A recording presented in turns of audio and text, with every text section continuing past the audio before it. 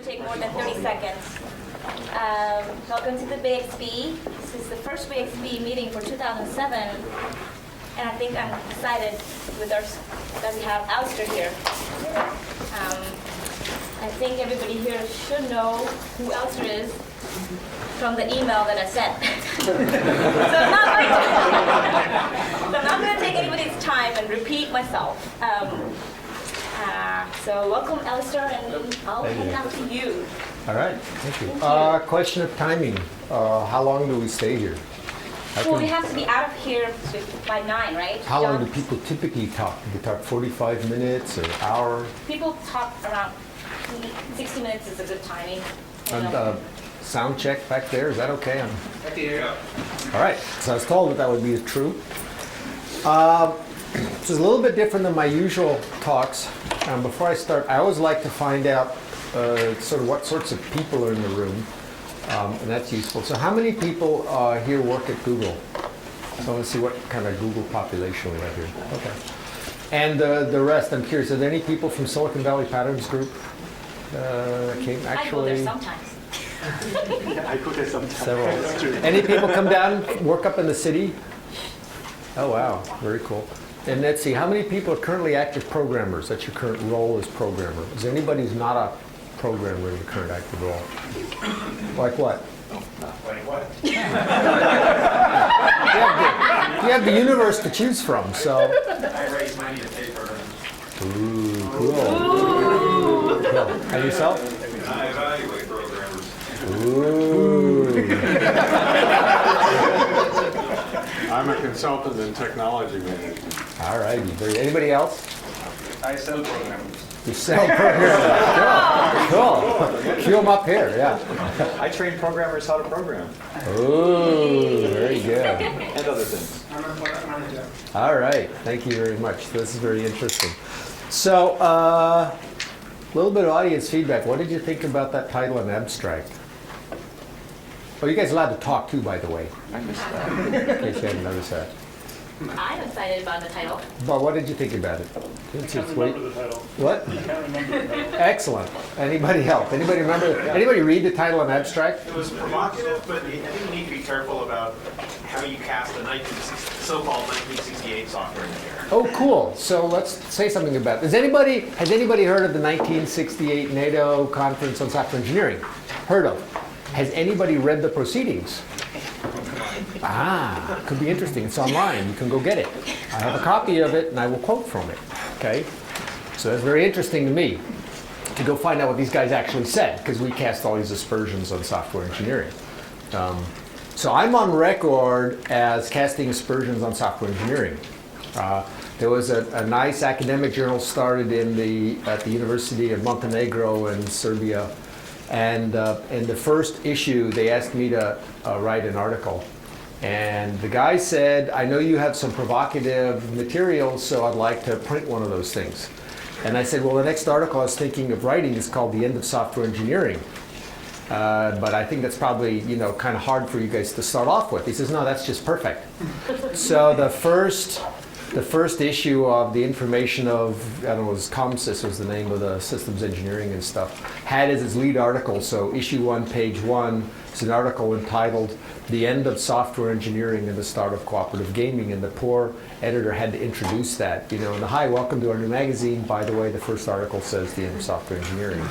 So I'm on record as poking a lot of fun at software engineering. Because it doesn't make sense the way it's spoken. It just literally doesn't make sense. But as I kept chasing it down and started thinking about what it is that we do in our business and in our field, and what engineers do, there's actually a lot of similarity between what we do and what engineers do. Enough that you could actually make sense of what we do as being engineering, but it wouldn't look like what they said it was back in 1968 and what mythology has turned it into since 1968.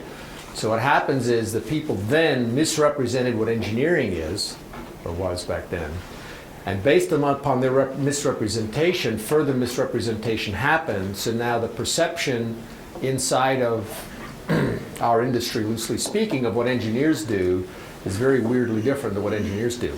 And I'll quote to you some stuff. So what I'm fishing around on Word here is I was rummaging around on my laptop, collecting bits of information. So I didn't make a coherent talk for you guys. And that's simply just because I've been really, really busy since I gave her the abstract on Friday and today. So what I'm going to do is fish around my laptop and pull out some things I've got documents of and read you some quotes of stuff and then show you some stuff on some PowerPoint. And I'm going to kind of glue this together on the fly. And I'd ask your apologies, but it actually doesn't matter because that's what I'm going to do. So you're kind of stuck with it, and that's where we are. But anyways, I chased down that, and I found. So to give you a hint ahead, I found a group of people who are engineers, hardcore engineers, manufacturing engineers, production engineers, material engineers, who are mounting a campaign to reconceive engineering as collaborative negotiation. They claim that engineering should be viewed as collaborative negotiation. Well, since I claim that software development should be viewed as a cooperative game of invention and communication, we're very, very similar. So I asked these guys to write, who are organizing it, to write an extract of that in the second edition of the Agile Software Development book, so that when I talk about software engineering, people don't just say, oh, that's a stupid software guy, doesn't know anything about engineering, making all these assertions. And I have a quote from a guy who's an engineer of engineers, Hewlett-Packard professor of manufacturing at something or the other, right? Okay, and I'll read you that. So the engineers are thinking along the same lines as sort of the agile people are, that this is communication and collaboration, negotiation, and all that kind of stuff is very much at the heart of what they do. So as I chased this around, then it kind of came back full circle, and I got that all of engineering is really a cooperative game of invention and communication.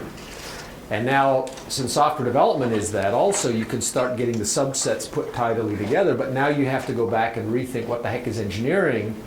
And you go back to the 1950s and the 60s and how they were talking about what engineering was at Harvard Engineering School and stuff like that.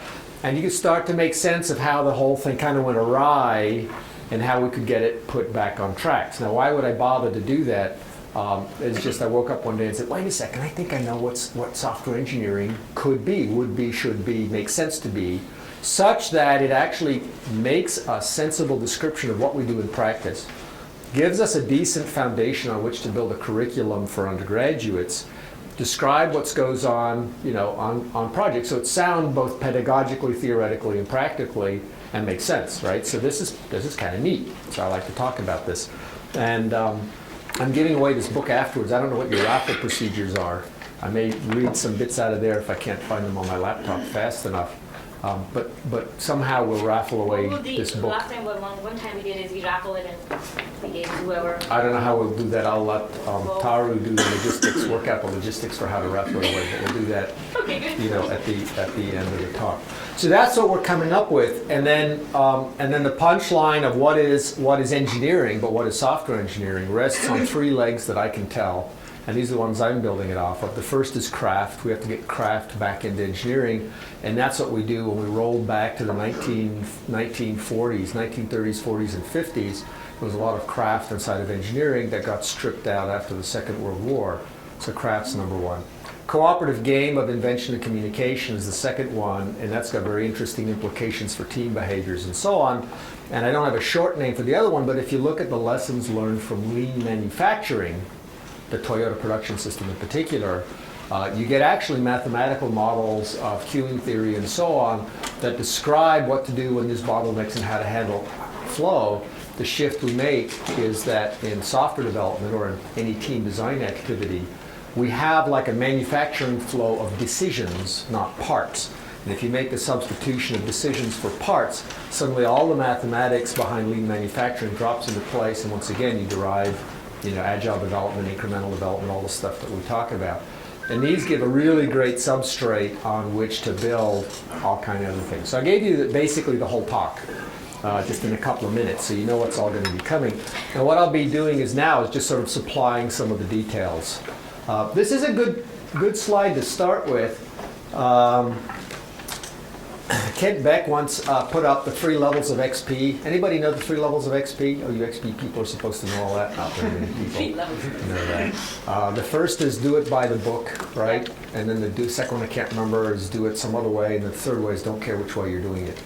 And we thought that was tongue-in-cheek. But I created my own 3 levels, which I called just levels 1, 2, 3. And then someone wrote and said, hey, those are the same 3 levels that they have in Aikido, which is called Shuhari, and they're the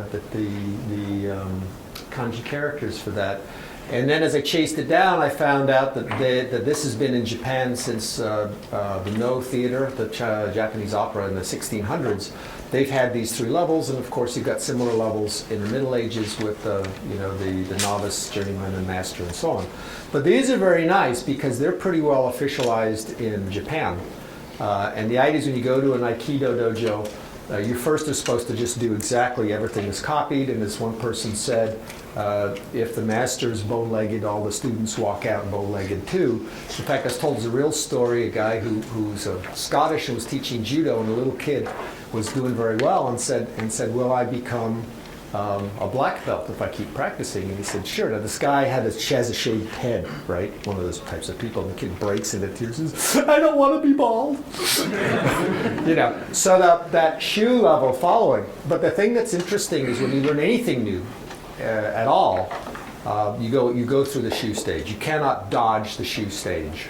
So even if, I've watched, kids tying shoelaces or, men learning to bake pies make pie crusts, from a recipe book or whatever, or teaching CRC cards or agile methods or anything you like. You always start off by showing me something that works. Even I'm old enough, I know there's 10 techniques. I can't handle 10 techniques in my head. Show me one. So you do one, and then after a while you say, fine, now show me another one, because this one doesn't always work, right? If you break the shoelace, you can't do a regular bow, so you have to know how to do a one-eared bow, right? And all that kind of stuff. And if you go from Portland to Arizona, your pie crust isn't going to work because you have the wrong amount of water. So you have to have a different way of making pie crust. And if you're doing agile in a distributed way, it's different than if you're in a co-located setting and all that sort of stuff. So you might think of the first one as learn a technique, and the second stage would be collect techniques. And the third stage would be blend techniques, if you will. And the people who get to the third stage, by the time they're in the third stage, they splice, they cut, they blend, they invent, they morph, they glue, everything. And it's all in the neurons. Now, the people who studied this in the West have said that the third stage is all context sensitive. The people who are operating the third stage are adjusting to context. There is no canned procedure for them. Everything depends on the particular situation they're in. Problem is the people who are starting off are asking for something that's context independent. Starting off, give me something that works. Don't tell me it depends. Give me something that works, right? So there's a real polar opposition there between level 1 and level 3. But if you recognize that this is a standard transition that people go through, it takes some of the heat out of the arguments. So when you have arguments or discussions, you can sometimes identify that you've got a level 3 person answering questions from a level 1 questioner, right? Well, how do you do this? Well, it all depends. Come on. How do you do this? Well, it all depends, And so it's interesting to watch that. People in meetings have watched that and said this helps clean up some of the meetings they're in because they can watch the level mismatch. Okay. It also tells us that when we write methodology textbooks, why experienced programmers hate the methodology texts, because the methodology textbooks are written at level 1. Any decent experienced person knows that only works in a limited set of circumstances. So, stop lying. But the texts that are written at level 3 are useless because it says, it depends. Right? It's pretty short textbooks for the level 3 people. But it tells us that we need textbooks that go at level 1, 2, and 3. And so, like for instance, when you read this, you'll see there's sections where it says this is level 3 material. It depends, and here's what it depends on, and here's how you look at the context and stuff like that. Then there's other sections. Here's a little level 1 section, and it's a cookbook. So if you haven't, I think you probably haven't done reflection workshops before. So here's a level 1 cookbook for a reflection workshop. Oh, by the way, if you're level 2 or 3, go use another technique if you like, no problem. Right, so you can say all that sort of stuff. Now, this is partly important to our topic because there's no signal.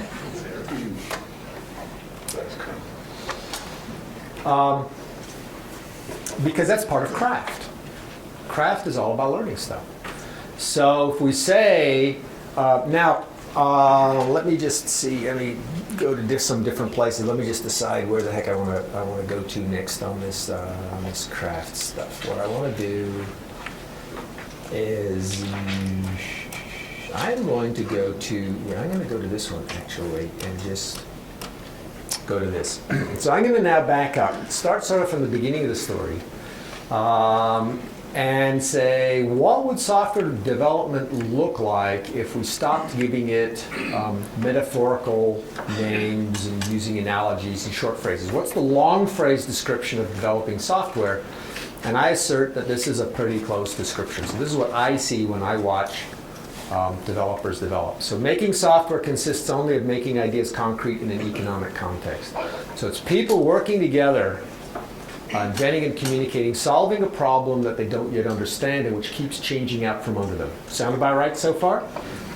They're creating a solution that they don't understand yet. Of course, they're creating it. And the solution keeps changing out from under them, right?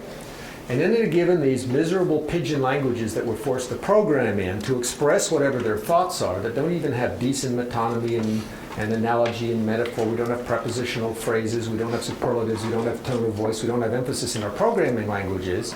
So we're given these miserable, semi-broken languages to try to express our thoughts. And we don't understand the languages, and the languages keep changing out from under us. All of this is interpreted by the computer, which is awfully unforgiving of error. Right? So when we're all done, that's what we get.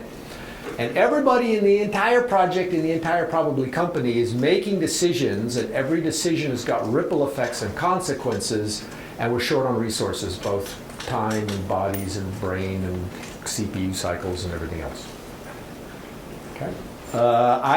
So I propose that that's my way of thinking what is software development. If you take away the short words, the short description, you make the long description. And that's very interesting if you think that's the setting that we're working in, and that's what we're involved in. To capture that back into a short phrase, I use the phrase, it's a cooperative game of invention and communication. So now we have to go after what does cooperation mean, what does game mean, and invention and communication and all that sort of stuff. So I'll take a look at game just for a minute. There. And the word game has evolved a lot over the last 50 years, so it's not just ways to amuse yourself. But there's, the economists use games, and lots of mathematicians have funny ways of looking at games. So here now I've put a sort of a taxonomy up there that's useful for our purposes. There's competitive games and cooperative games. And there's things like tennis and chess that are finite and goal directed, right? You know when you've won chess, you know when you've won the tennis match. Okay? They're over. Then there are games that end, but they don't have a fixed end point, whether it's poker or kids playing King of the Hill. Kids don't say best 3 of 5, then we go home. They keep playing, until they get tired of it. They get called in for dinner or whatever. You play poker till you run out of money, or you fall asleep, or your wife calls, or whatever. So there's those games, right? Now there's a guy who wrote a book called Finite and Infinite Games, and he proposed a category of games he called infinite games, where the purpose of the game is to keep playing the game. So if the game ever stops, there's a fundamental failure in the playing of the game. And the kinds of things you would find in there are those ones: organizational survival and career management. So for career management, when someone comes out of school, you say, don't look at the money on the first job. The purpose of the first job is to give you a good spot on your resume for your second job, right? And you guys know programmers who, are using Ruby on Rails, not because you need to use Ruby on Rails, but because it looks cool on the resume, and they're planning for some time when Ruby on Rails will be a very important addition, to their job search. And Swing Toolkit, and you can just go back through the decades. All you people who know people who are using a framework or a technology that really had no relevance to the project, they did it because they could get away with it and force the project down a path where they just happened to want to go explore that and add it to their resume. So that's them playing an infinite game of career management. And if you look at the DoD subcontractors, all those big military contractors, to them, individual projects are just pieces, moves, in a game called Get the Next Contract. And when I used to try to understand what the military subcontractors were, it made no sense to me at all because they would sabotage projects, they'd strip them of all the good people, and put them on a bid for the next project, for the next contract. And why would they do that? I would think because they're hurting the project. They don't care about the project because they're playing an infinite game of contract management. And they only need to not totally ab-end on the one contract to the extent that it would hurt them in a future contract. So they're playing a shell game of, of experts so they can keep getting contracts. And when, you may not like it, but suddenly it makes sense of the strategies they're following. So we have this so-called cooperative game where the people on the project are allegedly all helping each other, but that's being played inside a context of organizational survival, and has threaded through it career management, as infinite games being played by individuals. So coming back down on the other side, we go now to the cooperative mates, to the finite games with no fixed endpoint. You get things like jazz music, and I have had friends propose that we should manage software projects like jazz music groups, but frankly, I haven't got a clue how to do that. When I look at the programmers, I don't know what you do. I don't know how you make projects go better by applying the jazz music analogy. It doesn't get me anywhere. But what's interesting then, if we go down where I do put it, so now let's take finite goal-directed. Now Kent Beck quarrels with me on the, properly so, on the finite part. He says software development never ends. Once you get started, it comes in, it just keeps going. So I'll talk about that. But typically there are funding cycles and there are deliveries, and those constitute ends. So if you don't deliver the software, you didn't do anything, right? So you're working to deliver some software, and you may likely have some funding cycles that you operate within. You have to deliver something so you get funded, again.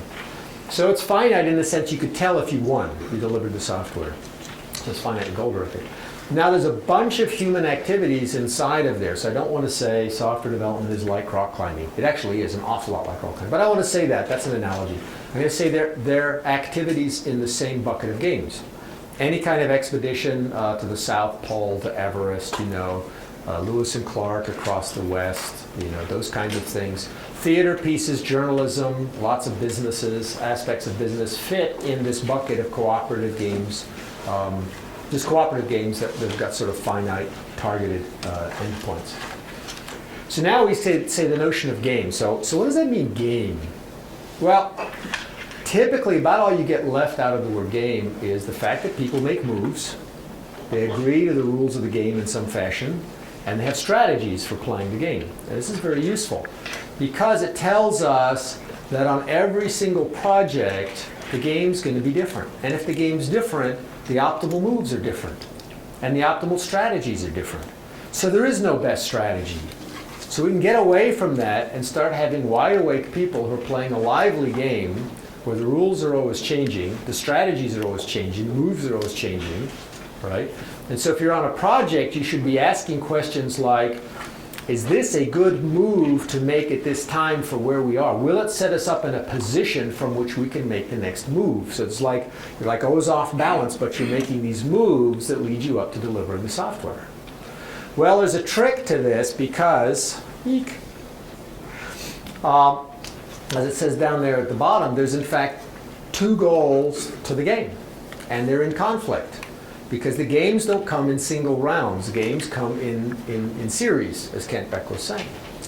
So after you develop and deploy this system, you have to hang around and extend the system or build a neighboring system or whatever, you know how these things go. So if you only focus on delivering the software, you could end up in a disadvantaged position on the next round of the game. So at the same time that you're working to deliver the software, you're also working to set yourself up in an advantageous position for the following project. Okay? And the one's a finite bounded activity, the other's essentially an unbounded activity called setting up for the next game. You'll never have enough people, resources, time, money, knowledge, bandwidth, etc. to set up perfectly for the next game. So there is one analogy that I like these days because I can refer back to it, and it's a very handy thing to refer to, and I call it the swamp game. So imagine now that there's a survivor category of game And what we're going to do is we're going to parachute some people into a swamp, and they're supposed to build something. They don't know what they're supposed to build. They don't know where they're supposed to build it. They don't know each other, and they don't know the swamp. Sound like software development so far? And they're on time, and in a race against the competing team, right? So on your marks, get set, go. So now if you watch the behavior of those teams, if you imagine it, I mean, I haven't run it, but that's the whole point, is you just imagine it. Well, you'd have some teams going out and exploring the swamp, and some picking up clues as to what you're supposed to build, and some gathering materials, and you'd get specialists and all that stuff would happen, and you'd build something happily, let's just say. Okay? Now, if you were going to be taken out of there at the end of the time you built the thing, you would have the sloppiest maps, right? The worst paths, the weakest bridges in the swamp, because they all cost you time to take away from building. But suppose you were going to stay around and play another round of the game. Then your strategies would change a little bit. Over time, you would have, guess what? Better maps, better paths, better bridges. The time spent in building the infrastructure pays back to your team. Also, if you want to do the optimal strategy, you would always keep the same team, because there's a lot of tacit knowledge about swamps. It doesn't matter what the map says. There's this place, you know, the bridge is rickety, or something is slippery, or the alligators come up, you know, to a particular place, or whatever it may be. Okay, that you don't put on the map, but you know. Well, if you fly out all of the original team and drop in a new team, they have to rediscover all of that. So in the swamp, there's a lot of tacit knowledge. So over time, you know, you're going to have some attrition, so you'd like to have an inflow rate of new people who can pick up the rules, you know, and the tacit knowledge and stuff, and some exit rate of the open people. And it still sounds like software, doesn't it? So the swamp game is very interesting as a companion partner. I love doing it. And then when people ask me questions, really specific questions, I was in Mexico, and this guy says, we have these software factories, and we have this government, and the government gives us a due date, and we've got these things, and how's Agile going to help us, and what am I supposed to do? And I can say, wow, that's a really interesting swamp you're in right there. I don't know anything about that swamp, but I can tell you better be pretty inventive, because there's a lot of, you know, crocodiles in there. So the swamp game is kind of useful for helping us understand about the two goals here: deliver the software and set up for the next game, right? And you're always short of resources, so you always make a move. You get enough requirements in order to do enough design, in order to do something, right? And these things all they just change. And that's what you're doing. So that's the cooperative game. And the cooperative game is really interesting as a foundation for software development, because it floats to the top, unlike the term software engineering or engineering in general. It floats to the top words like invention, communication, morale, trust, personal safety, community. All those words that actually have a very large outcome of projects, all the social stuff, gets picked up when you say it's a cooperative game of invention and communication. You get all of that right up at the top where it belongs. So that's why that's very nice. So that's one of the three anchors for software engineering. And oh, by the way,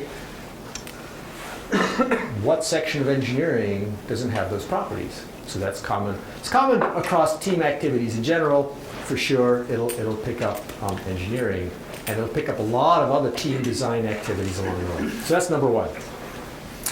Let's see, what was the next thing I was going to be?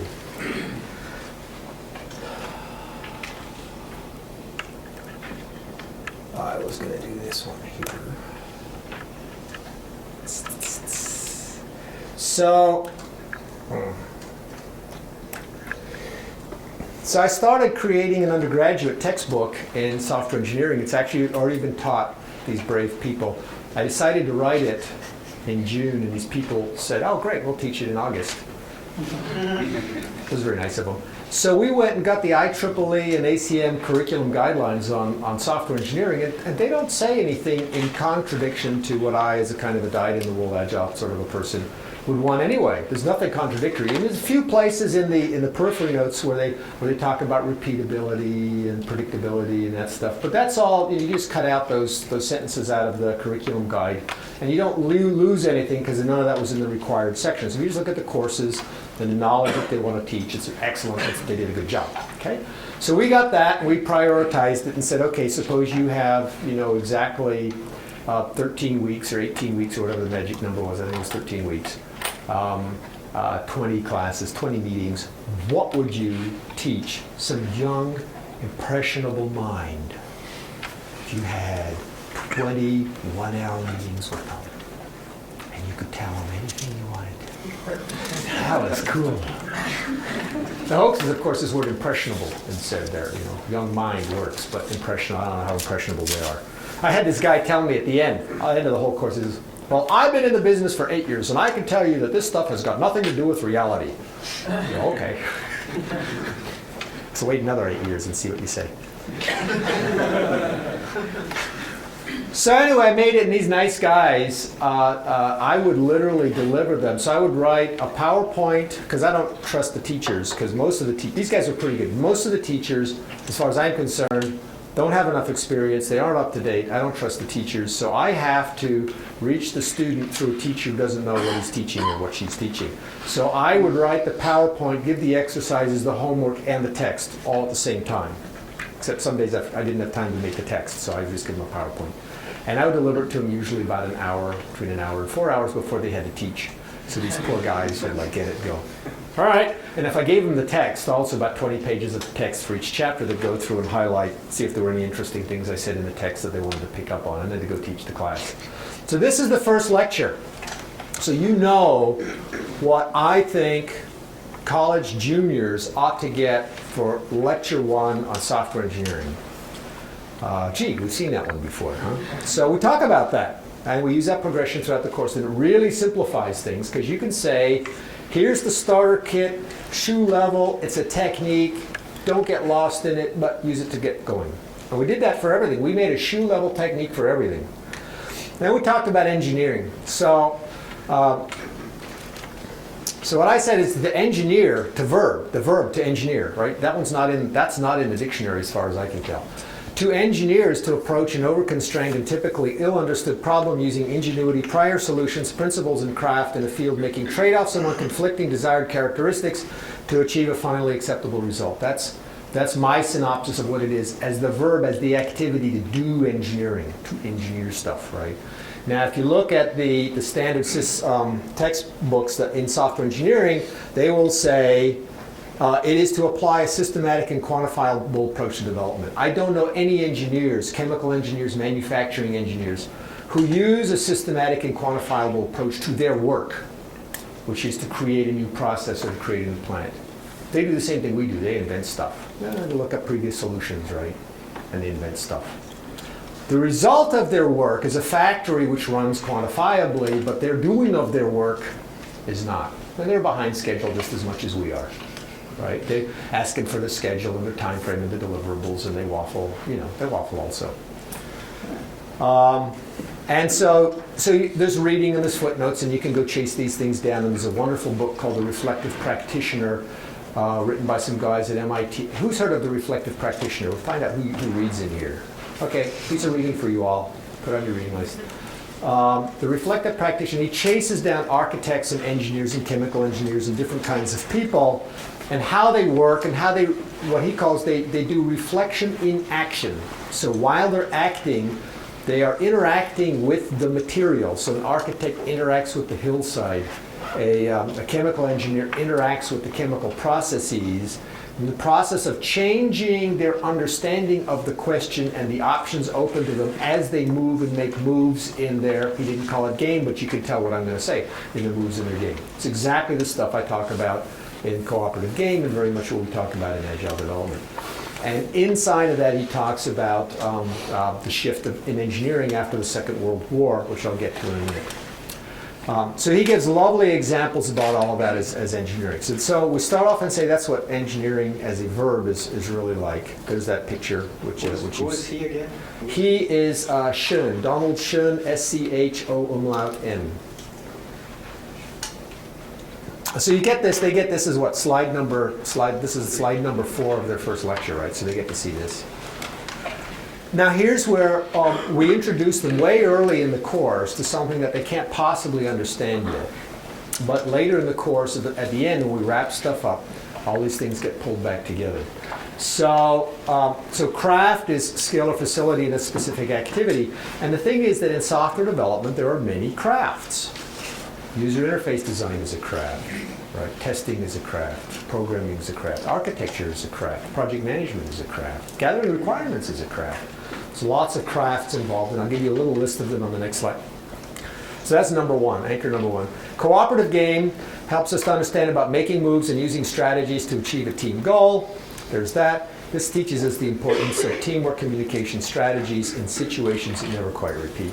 And the third one, lean manufacturing, has a lot of information about setting up an environment, managing workflow, creating strategies. Actually, from lean manufacturing, you get very interesting strategies that you can apply in software development. So if you take the mathematics and the thinking and you replace the flow of parts with the flow of decisions, which I'll show you coming up, then you get some really interesting ways to think about what's happening and analyze the environment in which everything's going. So we show them that.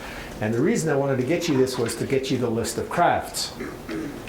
So those are the ones, and I didn't say the word requirements because Jeff Patton, anybody here heard of Jeff Patton? Ooh, very nice, I'll tell him that. Lives in Salt Lake City. He's a neighbor of mine, up and coming, writing on agile usability. So he's a real usability expert. He's also an agile expert. He's also a programmer. Really interesting character. You can find his writings on the web. He's in the process of writing a book if we ever get it out of him. But his articles are out there, his tutorials are out there. He's a very, very interesting thinker. And he has an allergy to the word requirements. So in his book, he will try to avoid the word requirements completely.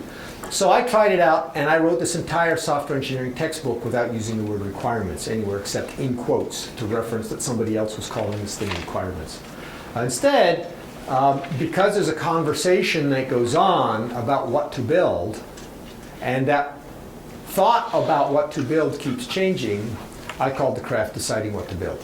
Okay. Conventionally, if you were to take this somewhere else, you might call it requirements, but in fact, that's a small fraction of the actual craft in play there. Managing is a craft, modeling things is a craft, designing the external view. So people in the usability type people here, I forgot to ask that question. One, do you work for Google? No. All right, Google, where are your usability people? They're at the other meeting.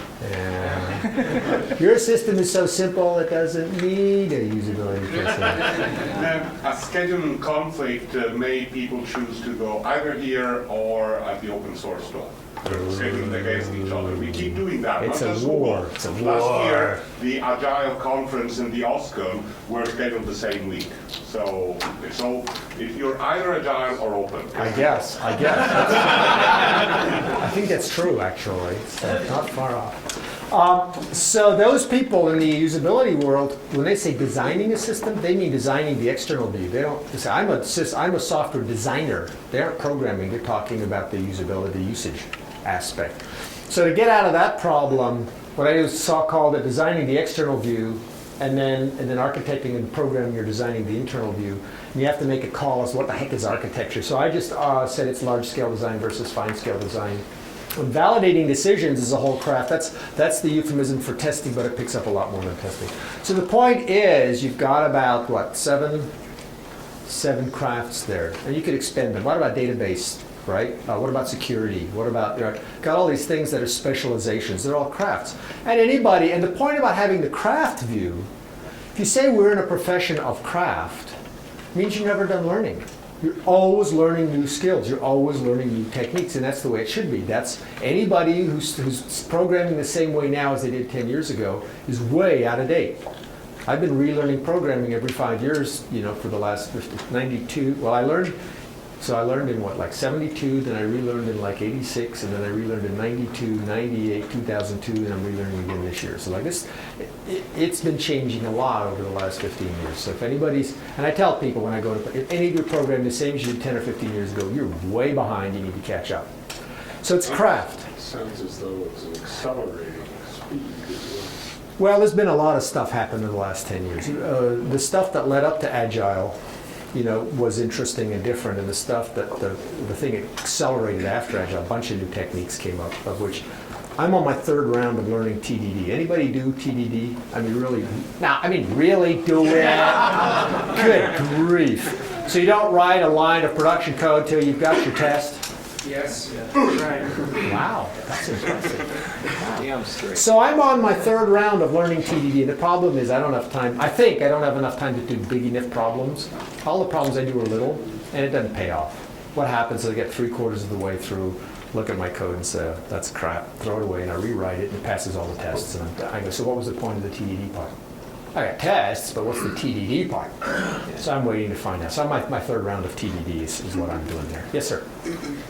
Actually, one of the interesting things that Steiny talks about that in some sense might unify all these is that what professionals can do is look at something and see the various different ways in which it might be grasped or conceptualized or whatever at the same time without having to pick one and then not be able to get back out of that. Yeah. So it's not just a matter of keeping on learning different programming languages.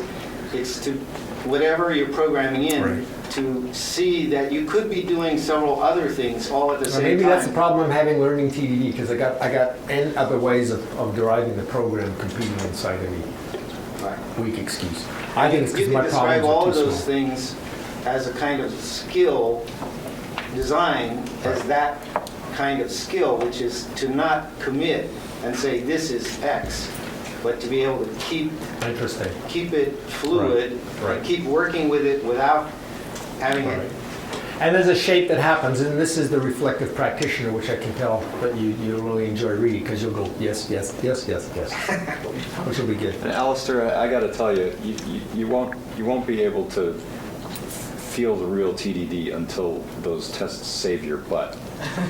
Well, I told you, Mike, the problems are too small. I mean, the problems I'm dealing with are small enough I can do it an evening or a couple of evenings. I need to do something that takes like a month or something. When one test saves you $100,000, then you'll be in. No, that's the existence of an automated unit regression test, which I don't have trouble with. I'm talking about test-driven design, Yeah. called BDD, behavior-driven design, also called Dos Equis-driven design. You guys know about Dos Equis-driven design? We were looking for alternative words, because TDD, I hate the sentence, test-driven design is not about testing.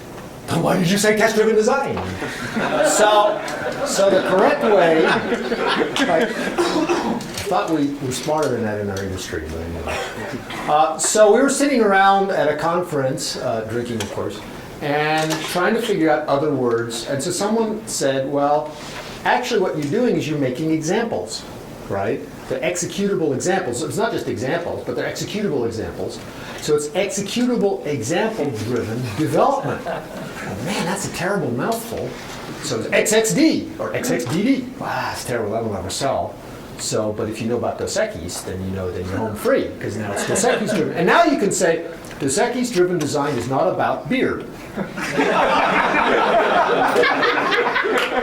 And you're safe, right? So Dos Equis driven design, and that's in the book, the textbook also, they learn about Dos Equis driven design in college. They should learn about that stuff.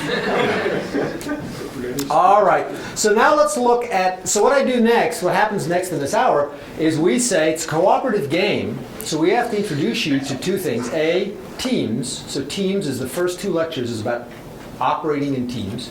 The second is reflection. You have to learn how to reflect. So we say, okay, take some paper and build high towers. So we give them 10 minutes to do that. And then we say, and here's the shuhari. We teach them how to reflect, because they don't know how to reflect. They're college kids. This is the first time they've ever done this stuff. So we say, write 3 to 10 sentences. I observed something happening. I felt somehow about that. And then you read them out loud and you say, good, that's good. Now everybody go home and make an egg protector out of paper and scotch tape and stuff. And then write a little journal entry that looks like that and email it to the professor. So every week they email a reflection output off after every homework exercise. They do reflection and they email it in to the professor. So we have teamwork and reflection built in from the very first lecture, because that's the cooperative game in action. What time is it anyway? I don't know. I'm having fun talking, so I'm going to have to stop sometime, or at least figure out what I care that you hear versus what I don't care that you hear. Let me see. Where I want to go next. All right, I'm going to jump ahead. So we did craft, we did cooperative game. So I'll give you the third thing before I give you all the software engineering stuff, which I do want to get to. But I think it's more important if I run out of time.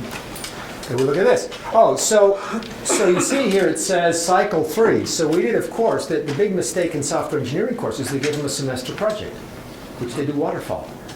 And they give them make them turn in all the analysis artifacts first. The requirements artifacts first, and the analysis artifacts second, and the models third, and the code at the very last second, right? And they teach them all bad habits. Why would they do that? Even Ralph Johnson at Illinois, there's a really, Johnson, the design patterns book, he would never do this on a project. He makes his students do a semester-long project, and they do the stuff. It's crazy. It's nonsense. So why do we? But the problem is they always say, how do you teach 3 weeks worth of requirements gathering when you do incremental development projects? So it's easy. You do lots of little projects, and you make sure there's after the first 2 weeks, every project's got 2 deliveries. Right? Incremental development. So we do incremental development every single time. And the big project is 7 weeks long, and they do 1 week of planning and requirements, and they do 3 2-week delivery cycles. Why? We have to teach the kids that when they make their estimate about what they're going to deliver at the end of 6 weeks, it's wrong. I mean, how wrong is it going to be if they do it at the beginning, right? So, and I said, by the way, you'll probably be wrong, but that's okay because you'll do incremental development. At the end of the first delivery, you will replan. And they nod their head, And then when you catch them at the end of the first delivery, they're completely mortified because they suddenly see how much they bit off, how little they achieve. They figure they're going to flunk the course. They can't possibly make their promises. And you say, guys, this is a really good time to de-scope. What can you do by the end of the semester? You're allowed to do that? Well, how about you do that? Just tell us what you're going to do the next 2 weeks and the next 2. And you get them, and they do reflect. They learn about their speed. They learn about their process. They learn why they care. They do the full cycle and all the rest of it. So the whole course is built around that. Well, that means that when you teach the material, you have to teach in spirals. Okay? So we get like 3 lectures to say everything we want to say about software development real quick. Well, I'm going to shorten that to 1 or 2 for the next round of the book. And then you get like 4 weeks or 6 weeks to give them the second round, some shoe level techniques and a whole bunch of stuff. So that they're safe, they've got kit. So they can go and do the 7-week project. And then in the last 7 weeks, then you can do some deepening of the issues and you can get philosophical and all kind of stuff. So this is, you see it says cycle 3. So this is module 14, second round of discussion around processes, the 3rd cycle. So you see how it's being built. So what they saw was incremental development, so this VW stuff that I wrote about like 15 years ago. But it's very nice on how to do increments. That's the first thing, shoe level, you got to give them increments. But now here's the decision. So here's the part where we bring in the decisions. And basically, what you start off with is that people wait on other people for decisions. And it's really interesting if you go into an organization and you make a map of who's waiting on whom for what sorts of decisions. Okay, and so you can read that text up there.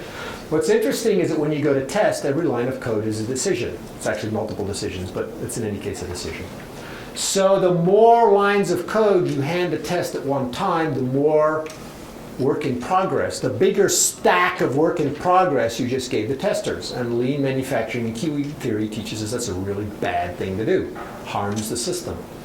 So you do this, and so now you can every different organization's got a different map. And it tells you a little bit why every organization needs a different process. Because your process is going to be how you get stuff through the network. Did you want to say? Well, I just was curious, is it intentional the business analyst is the only frowny face on there?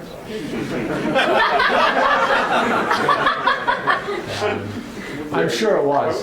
I'm sure it was.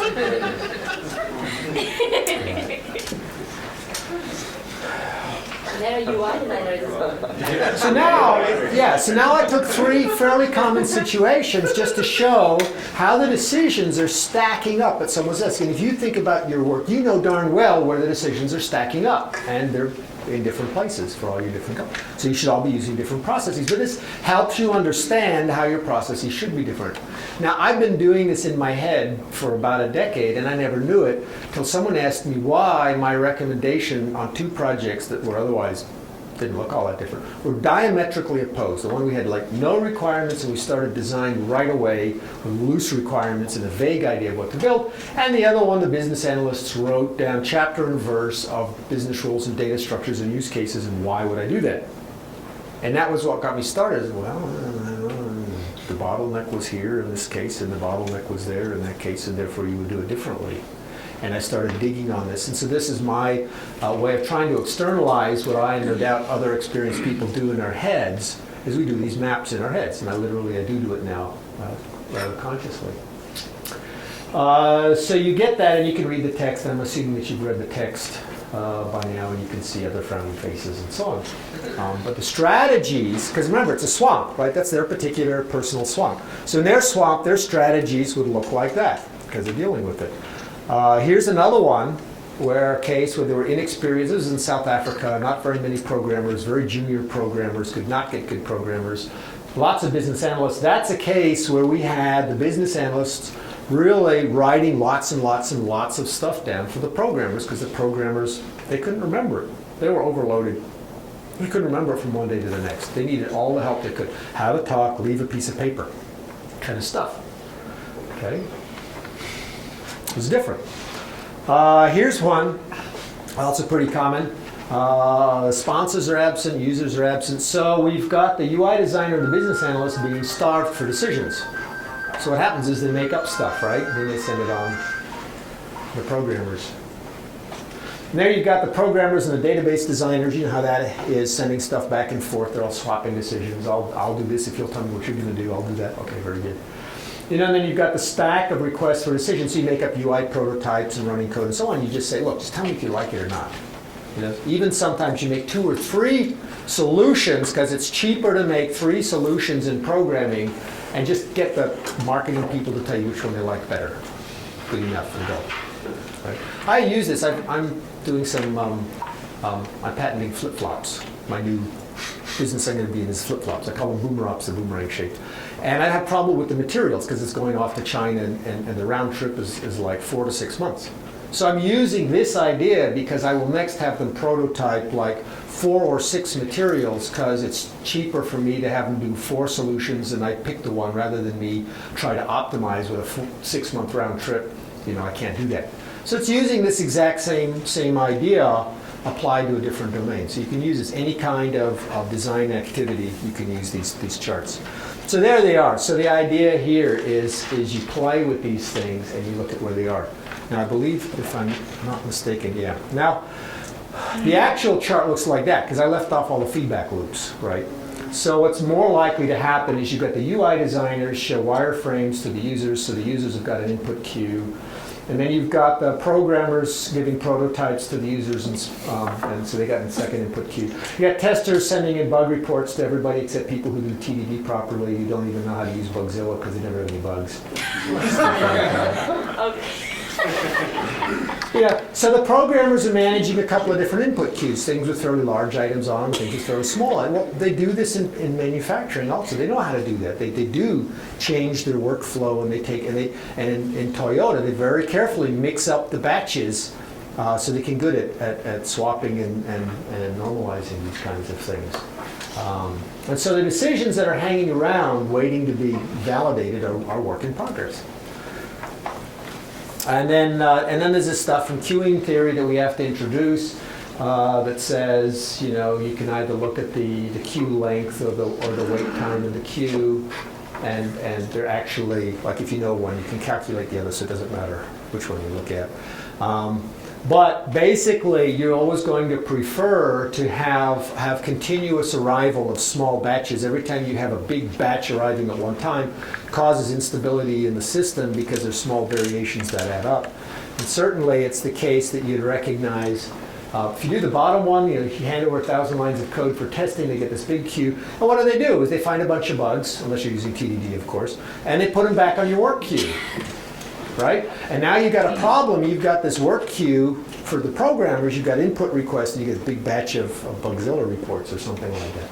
So the idea is to send in little bits all the time. And if you do this throughout the whole network, you smooth out the flow, and you can get the network operating. been reading up about, a lot of us Agile guys have been reading up on lean manufacturing. And one of the things, because when I look at well-done lean manufacturing, and I've seen one in Salt Lake that does it by the book, exactly, like they do in Toyota, I've got nothing to teach them. They do everything we do in Agile. It doesn't matter. They do the collaboration, they do the reflection, they do everything. Small work packets, information radiators on the wall, they got it all. So it's interesting, we've kind of reinvented what they've already got. So that's all right. But it's very, very important. The first thing that the lean manufacturing guys is stop the batch handoff between workstations and focus on continuous flow. Now in software, I don't know what continuous flow, what does one decision mean? I don't know, but it tells us the direction that we need to go to. So this is all the stuff that we can learn from this. So you got to, the point is you have to move stuff out of the pipeline. You have to shorten the pipeline delay. This is a nice picture from Kent Beck.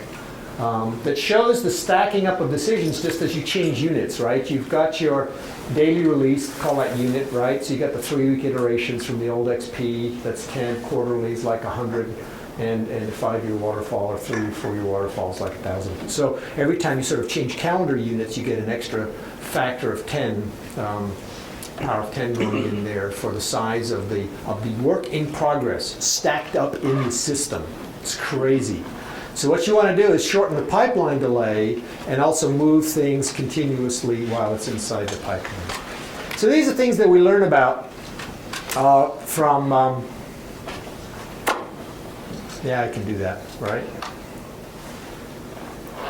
Now this is also interesting because if you now go back to the cooperative game, you get that the speed of a software project depends on the speed at which ideas move between minds. Now we get back to physical proximity, communication technologies, but also community morale, amicability, trust, personal safety, all that kind of stuff. You really want people to discover what each other knows.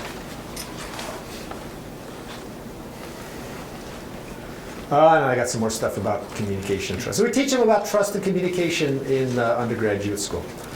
So those are the 3 legs that I claim. A, describe software projects. They describe them. B, they give good advice for software projects. C, they make a good foundation on which to build software development. And D, make a good pedagogical tool for teaching software development. Okay, so and that was the purpose of the talk. What I'm going to do just maybe for the last little bit is just read a couple of things from the 1968 NATO conference that are pretty interesting. Because if you do go and read it with the following eyes. They said what they thought software engineering was, and it's wrong.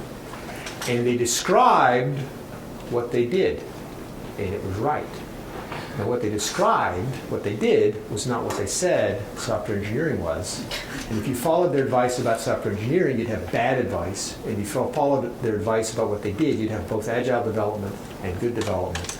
And I want to give you some of that. It's really, really weird reading this.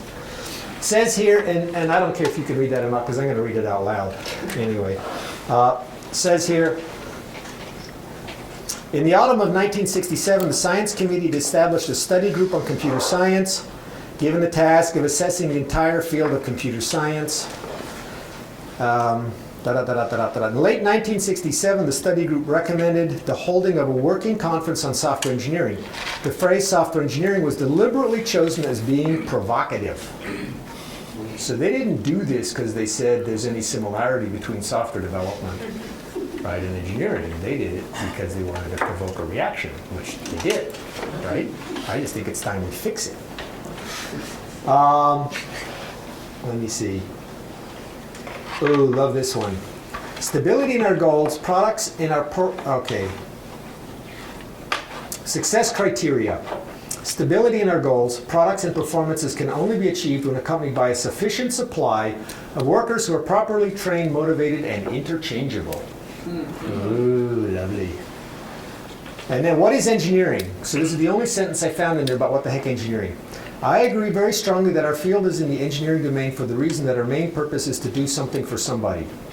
That's the definition of engineering science. All right.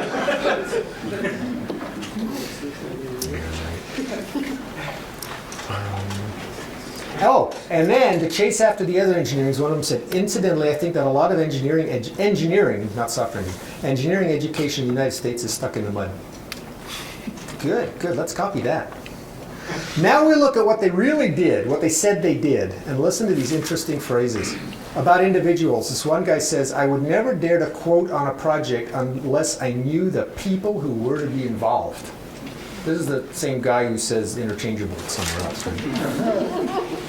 Right? About communication, we could use more and better and faster communication in software group as a partial substitute for a science of software production. We cannot define the interfaces, we don't really know what we're doing, so we must get in a position where we can talk across the interfaces.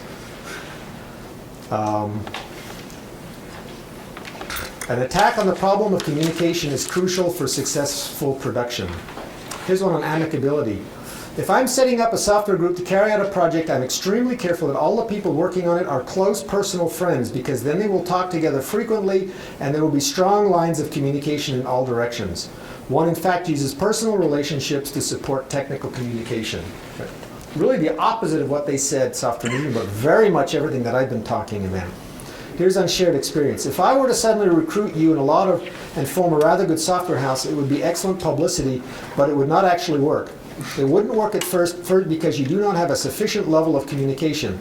One way to obtain this is by a commonality of experience. This is a major difficulty because it leads exactly to the point made by Buxton. It encourages you to work with your friends. But you have to remember that those who are incompetent find each other's company congenial.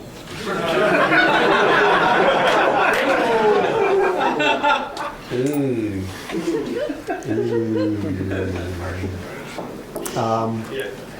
Let me see. Detecting information.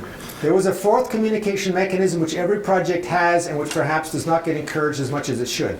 There are certain people in any organization who are remarkably effective at passing gossip. Many of the potential troubles in a system can be brought into the open, even solved by encouraging a bit of gossip.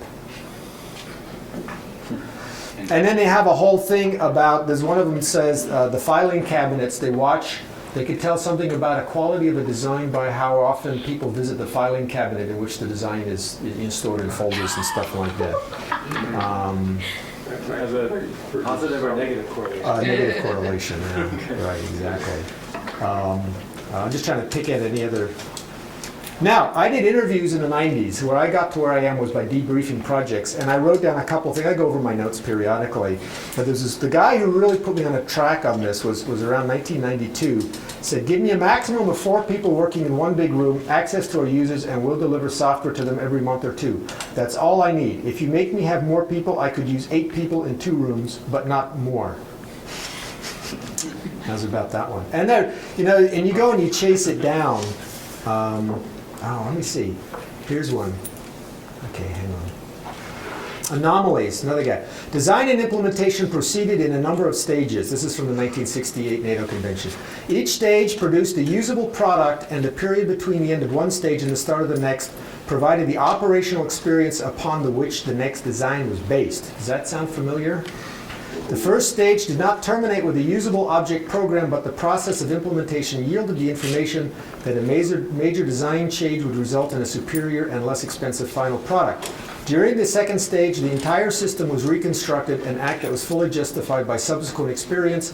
The final major design change arose out of observing the slow but steady escalation of complexity. Which can go wrong with it if you're not in the laboratory. In my terms, design consists of 1. Flowchart until you think you understand the problem. 2. Write code until you realize that you do not.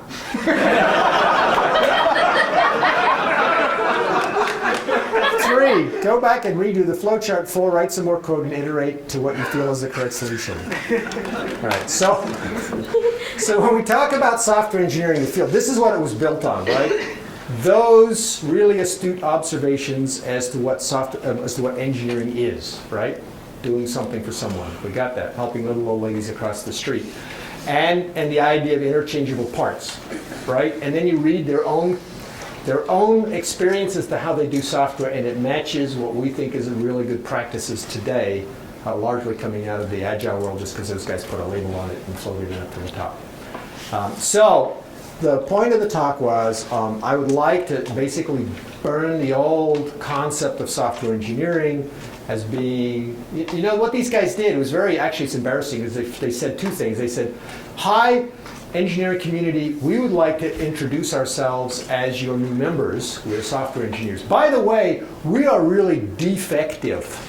And so they both introduced us into the community and announced us as being defective at the same time. Okay? So I'd like to burn all that history, but then look at what engineering is. Oh, and the part I didn't read you, and I won't read you, is from Donald Schoen's book, The Reflective Practitioner. The head of engineering at Harvard in 1967 gave a talk in which he basically bemoans the lack of craft and practice in engineering academia because, as he puts it, after World War II, applied physicists had such great success with rockets and Sputniks that engineering basically got discipline envy for applied physics and went down the applied physics heavy mathematical modeling track. And in 1967, he was already regretting the loss of practice in engineering education. So you can find all those quotes in the book. So if we roll back and say, what would engineering really consist of? I assert it's craft, cooperative, game. And then if we look at what we can use as a foundation to get craft, cooperative, game, and whatever those lessons are that we get out of the lean manufacturing world using decisions as the work in progress. So according to my clock, I've talked for about an hour. What have we got back there? So I'm opening up to questions, by the way. Just an anecdote.